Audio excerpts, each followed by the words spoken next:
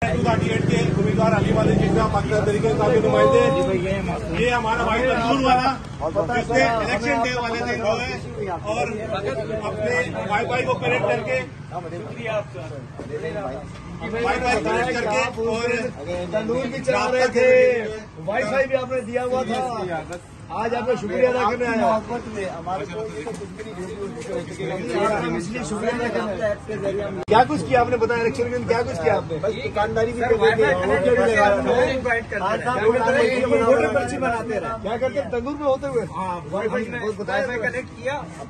Connect किया और voter पर्ची बनाते रहे। मैं था, हमारे साथ हमारी पूरी टीम थी, मेरा भाई, और यकीन मानो एक एक लड़कों को हमने बुलाया। सर 120 वोट मैंने डलवाए। 120। मैं कहना चाहता हूँ, इन्होंने इंटरनेट बंद किया था। इस जज्बे का इंटरनेट कैसे बंद करोगे?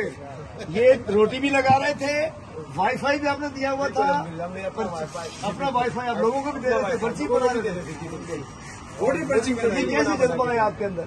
खान साहब से मोहब्बत है, जान हाजिर है खान के लिए। लोग आप बताएं, लोगों ने बैनर झंडे नहीं लगाए, बैनर फाड़ ले उनके, हम लोगों ने यहाँ पे दिल से लगा के रखा। झंडे तो उतार खान के लिए जान हाजिर है।